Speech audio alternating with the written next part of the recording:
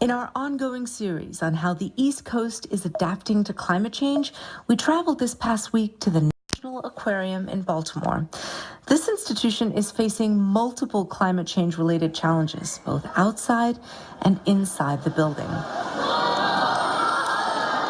Yes, I'm at the dolphin show, but it's changed over the years. There's no disco music, no synchronized jumping.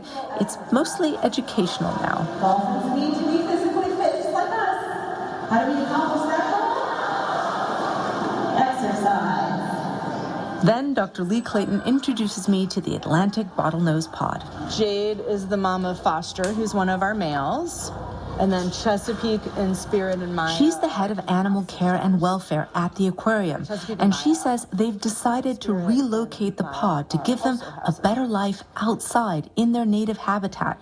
The dolphins will still be in a controlled environment, but one that is better for them. It really kind of takes the pressure off of us to create intellectually stimulating and physically stimulating environments for them and allows the natural habitat to do that. So like many retirees, the pod is going to Florida, which is where the Atlantic bottlenose dolphin is originally from.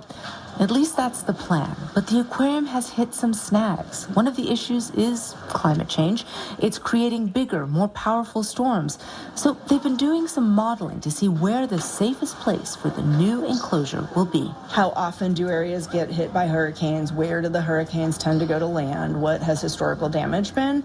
But we also need to keep in mind that there's some factors that may change and we just can't predict them. That's the wider issue with climate change. It's hard to make the right decisions when you can't exactly calculate the effects. And while they're letting go of the dolphins, they're taking in more sea turtles. We go downstairs behind the dolphin arena to what looks like a deep indoor swimming pool. So this is our sea turtle rehabilitation area. You can see inside the pool are a few turtles, numbers on their backs, wading slowly through the shallow pools. Here they care for what are called cold-stunned turtles, turtles that have been suddenly exposed to water so cold they get really sick. They kind of shut down. They can't swim. They don't metabolize properly. They're more likely to get infections, things like that. The aquarium has seen more and more cold-stunned turtles recently. Clayton says climate change is a likely factor with sudden changes in the water. When we've got nice warm temperatures and then the temperature drops very suddenly, that can catch the turtles unaware.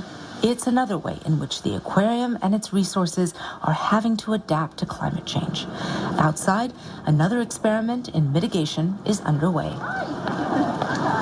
The aquarium sits right on Baltimore's Inner Harbor, a bustling area with shops and restaurants, and with water lapping just a few feet from the aquarium's doors. Studies show that the Inner Harbor is likely to flood almost daily due to sea level rise by the end of the century. So you're welcome to come out. Great, get a better look. Charmaine Dahlenberg is the director of field conservation at the aquarium. She's standing beside what's called a floating wetland. It's a 400-square-foot prototype, a floating patch of marsh grasses and plants, and underneath are pipes that aerate the water. The aquarium's plan is for more artificial wetlands to fill the harbor around the building. So they prevent flooding, they lessen the effects of harmful algal blooms, but they're also really good carbon sinks. Besides absorbing carbon dioxide, these floating green patches help remove pollution from the water, while also providing habitat to animals above and below the surface. Is it better to have something like this than a seawall, for example? It is better. I mean, the seawall does provide some habitat, so you'll get your mussels, your crabs, but what we really want is diversity. Diversity in any kind of environment is so important, and the wetland does that. Meanwhile, the mission of this aquarium has also been changing. Over 1 million people visit the National Aquarium each year. Megan Anderson does guest outreach here, which since 2012 includes talking about climate change. We met her near the shark exhibit. She says there is a reason they feel they can make a difference. Aquariums and zoos speak to more people than all sporting events combined, and that people generally that come to aquariums and zoos are coming because they do have kind of a love or a passion for the environment. She says the facts don't get people to act on climate change in her experience. It's the emotional appeal and giving people a sense of what they can practically do at home. Washing their clothes in cold water, talking to friends and family about climate change.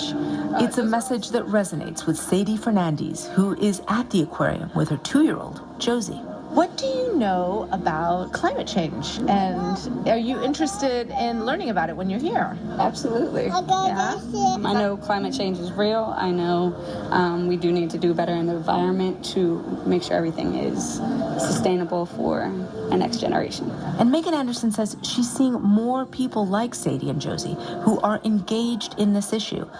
Back with the animals, head vet Dr. Lee Clayton says people's changing attitudes are giving her hope.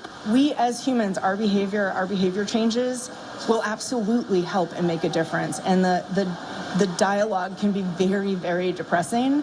But when we don't pollute as much, species come back, humans get healthier. So it does make a difference. She says the next 10 years will be crucial in the fight against climate change, and we all have to do our part.